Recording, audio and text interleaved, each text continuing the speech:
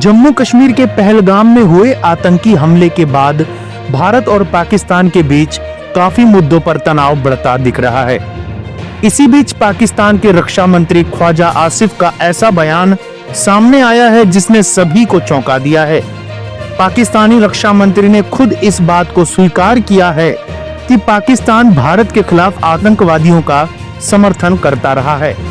अब पाकिस्तानी रक्षा मंत्री के बयान पर AIMPLB के सदस्य मौलाना खालिद रशीद फिरंगी महली की भी प्रतिक्रिया सामने आई है। All India Muslim personal law board के सदस्य मौलाना खालिद रशीद फिरंगी महली ने पाकिस्तानी रक्षा मंत्री ख्वाजा आसिफ के बयान पर कहा, पाकिस्तान के रक्षा मंत्री का ये बयान सामने आया है कि पाकिस्तान पिछले 30 साल से आतंकवाद को वित्त पोषित कर रहा है। ये बहुत ही अफसोसनाक और घिनौना बयान है। भारत पहले दिन से ये बात कहता आया है। अंतर्राष्ट्रीय समूहों को भी आगे आकर पाकिस्तान से हर तरह की दहशतगर्दी को खत्म करना चाहिए। भारत को पाकिस्तान से अपने तमाम डिप्लोमेटिक रिश्ते खत्म करे, जिससे हमें हमेशा के लिए दहशतगर्दी से निजात हासिल हो सके।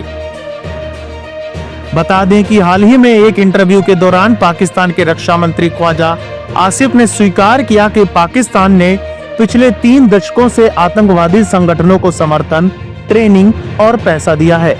उन्होंने इसे एक गलती बताया जिसके लिए पाकिस्तान को नुकसान उठाना पड़ा।